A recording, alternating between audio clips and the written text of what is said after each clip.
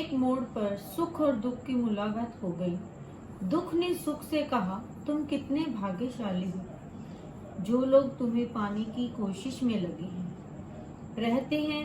सुख में मुस्कुराते हुए कहा, भाग्यशाली मैं नहीं तुम हो। दुख ने हैरानी से पूछा, वो कैसे?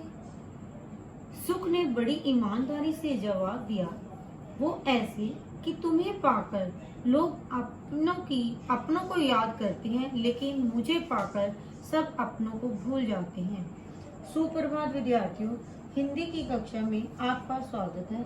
आज मैं हिंदी की शिक्षिका श्रीमती ललिता चोपड़ा आपको आपके पाठ्यक्रम के अनुसार आपकी पाठ्य पुस्तक संचयन भाग 1 में से अध्याय 2 स्मृति पाठ के बारे में जानकारी दूंगी।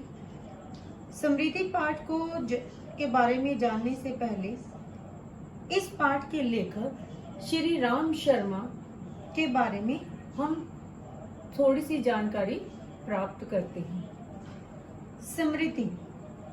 स्मृति पाठ के लेखक हैं श्री राम शर्मा।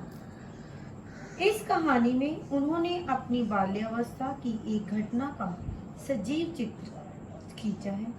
इसकी रोमांचक शैली एवं घटनाक्रम की स्वाभाविकता को देखते हुए लेखक का लेखन कौशल स्पष्ट हो जाता है। बच्चों, उनका जन्म 1896 ईस्वी में हुआ था।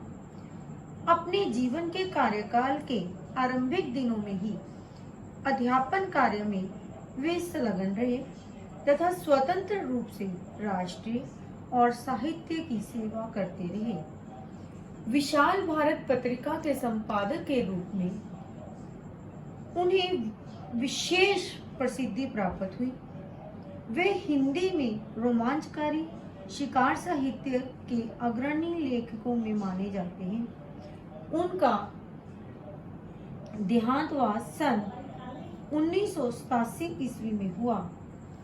श्री राम शर्मा की प्रमुख रचनाएं शिकार, बोलती प्रतिमा, जंगल के जीव, सेवाग्राम की डायरी, सन 42 के संस्मरण इत्यादि हैं। ये बच्चों, मैंने अभी आपको स्मृति पाठ के लेखक श्री राम शर्मा के बारे में जानकारी दी है। अभी हम इस पाठ स्मृति के पाठ परिचय के बारे में जानकारी प्राप्त करते हैं। विद्यार्थियों, अभी हमने स्मृति पाठ के लेखक श्री राम शर्मा के बारे में जानकारी प्राप्त की। अभी हम स्मृति के पाठ परिचय के बारे में जानकारी प्राप्त करते हैं।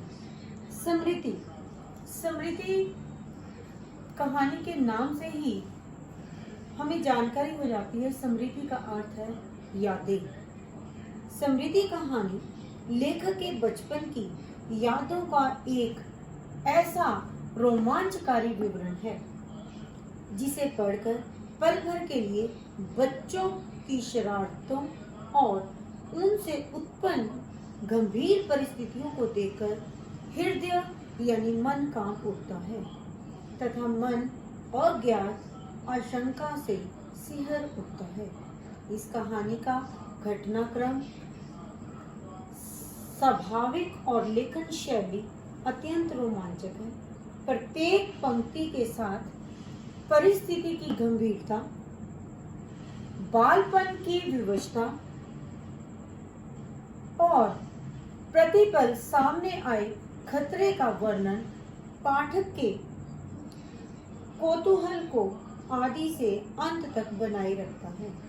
बच्चों की शरारतें, उनकी जिज्ञासाएं, अटूट आत्मविश्वास और खेल कभी कभी उन्हें ऐसे कठिन एवं जोखिम में मोड़ पर खड़ा कर देते हैं जहां से सकुशल बाहर निकलना दैवी कुशल और अदम्य उत्साह शक्ति पर ही निर्भर है। कच्चे कुएं के धरातल पर वैशाल्य सड़क के साथ भिड़ कर गिरी हुई चिट्ठियों को उठाना, एक लाठी के सहारे सांप से मुकाबला करना, पूर्व निर्धारित योजना को बदलकर नई योजनाएं बनाना लेखक के बाल मन के अदम्य साहस एवं जिम्मेदारी की भावना का परिचायक है।